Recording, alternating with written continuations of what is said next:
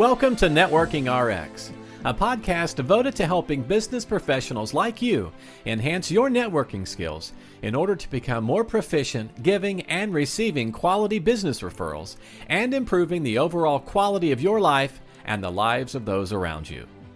The Networking RX podcast is a production of AmSpirit Business Connections, an organization whose mission is to empower business success through networking.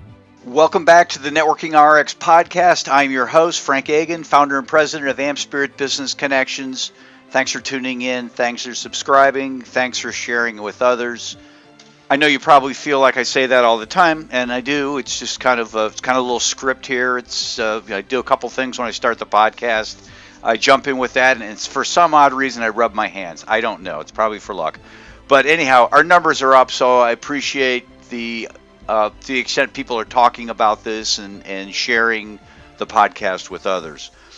Today I want to talk about Charlie Brown, the Charlie Brown cartoons. And most of us are familiar with Charlie Brown. We see the Christmas specials, the Halloween specials. If depending upon your age, you kind of grew up with it, and that was really, there are a lot of comics in the newspapers anymore, but for a time that was really it, the Charlie Brown comics, and they were somewhat iconic. There was Lucy, there was Linus, Peppermint Patty, Schroeder, and of course there was Snoopy, and of course we had Charlie Brown. But there was one person that made a periodic appearance, and really not very noteworthy, but they were there, and that was Charlie Brown's teacher. Now, many don't know, but Charlie Brown's teacher is Mrs. Donovan. I think that's funny because my assistant for the longest time was a woman by the name of Mary Donovan. I guess I had another one, Stephanie Donovan. But anyhow, Charlie Brown's teacher was named Mrs. Donovan, and what did Mrs. Donovan say? What did Charlie Brown's teachers always say? Really nothing. It was wah, wah, wah, wah, wah, wah. Charlie Brown would be in class, teacher would be talking, and it would just be wah, wah, wah, wah, wah, wah. And really what Charles Schulz, the creator of the Snoopy's, the Peanuts comic, Charlie Brown and all these characters, what he was basically saying is that, okay, here's the teacher, and that whatever the teacher is saying is so rote that it defies description. It's just a teacher with teacher speak, just, kind of saying the same thing. Take your pencils out, listen, class, we're going to do this. It's wah, wah, wah, wah, wah, wah. Now, sadly, many people do this same sort of thing when it comes to introducing themselves. It's the same thing over and over, and it just sounds like wah, wah, wah, wah. Now, I'm not going to use examples here. I don't think that's fair for people. There are individuals out there put a lot of time and effort into how they introduce themselves, and some of them are very clever. Don't get me wrong. Some are very clever, and they're cute, and they're certainly memorable, but after a while, if you're hearing these people all the time, it's wah, wah, wah, wah, wah, wah. And I know people who have these introductions that other people could actually do for them, but they really don't know what they say. And that's not a good place to be in. The purpose of your introduction, or purpose of telling people who you are, is to kind of lead into more of a conversation, is to pique people's interests. And if you're somebody who, and I'm not going to get into all the different things that you can be doing to pique people's interest, or how to have something that's not wah, wah, wah, wah. But just if you're one of these people who has something that it always says the same thing, give serious consideration to switching it up somehow or another. If nothing else, think about Charlie Brown's teacher. And what did Charlie Brown's teacher have to say? Again, wah, wah, wah, wah, wah, wah. That's what other people are hearing. They're hearing the words. They might memorize the words, and that's neat. But are they hearing the things that you need to say to be productive? I can tell you after 25 years, I joined a network. I really got into networking when I left public accounting back in late 1994, eons ago, a lifetime ago, long before I had kids, or a couple of years before I had kids. Um, and, I don't know that I've ever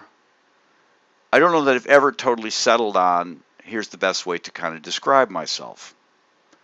I know I haven't.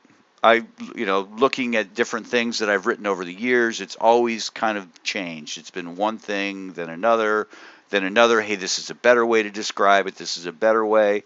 And I'm always constantly tweaking. And I find that I have different things to say depending upon who I'm with. And, that's something that you need to, if you're one of these people, if you're not already doing it, but if you're part of the want crowd, don't be like Charlie Brown's teacher. Have a little variety in how you introduce yourself, how you talk about yourself, how you explain it. Don't limit yourself to that single 30-second commercial that you have down, that you can just kind of tell people about, that, and it may not make sense to them.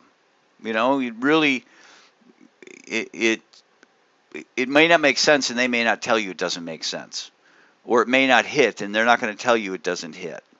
And I fear for myself that years I was defining myself a particular way, and it didn't hit because it really didn't go anywhere. So don't limit yourself to that one commercial or one way of doing it. You ought to always have one for like colleagues. When I say colleagues, people who are kind of running in the same circles that you're running in. You might have one for vendors, one for that you're going to talk about with competitors, and then you have one for various aspects of your business.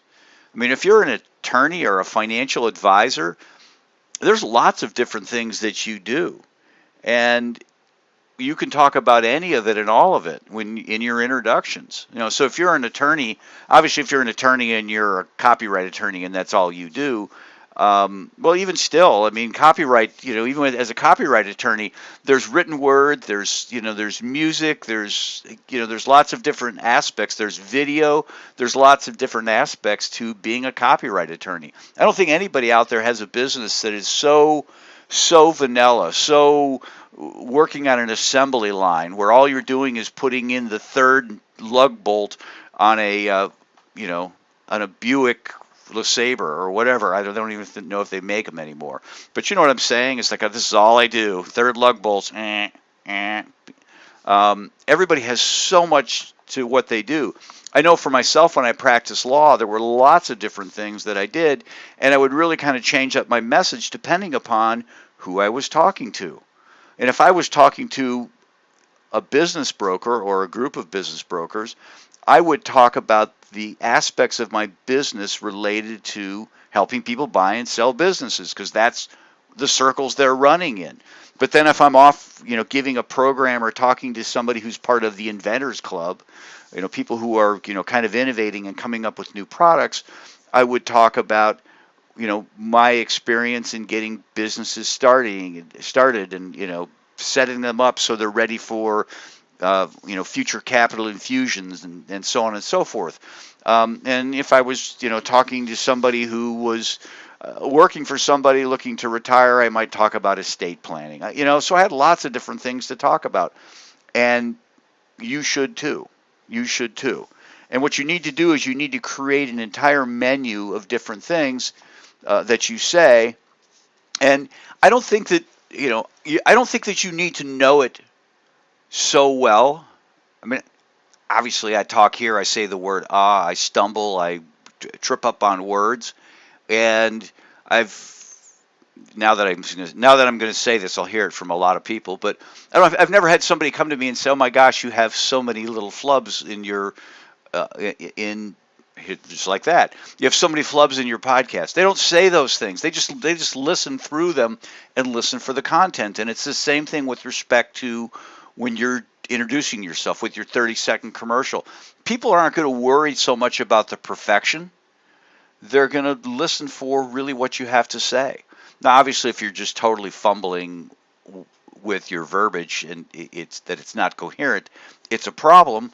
But if it's not perfectly articulated, it's not going to be a big deal. And if you're somebody who has won and it's perfectly articulated time and time again, I think you're worse off.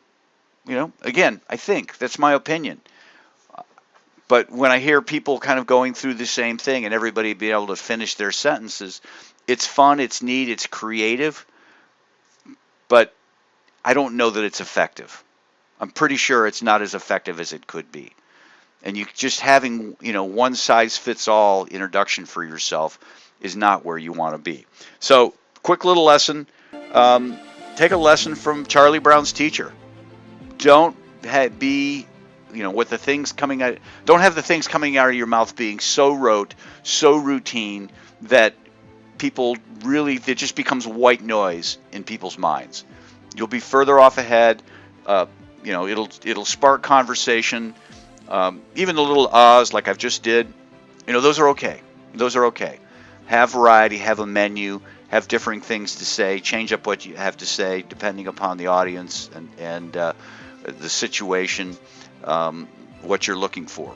Thanks for joining us on the Networking RX podcast. Please put what you've learned into action today and let us know if you have questions, comments, or ideas for future topics. You can email them to us at podcast@amspirit.com. That's AmSpirit.com. Finally, so you never miss an episode, be sure to subscribe to the Networking RX podcast through iTunes, Overcast, or however you receive your podcasts. Now get out and network with someone. The Networking RX podcast is the copyright production of AmSpirit Business Connection. All rights reserved.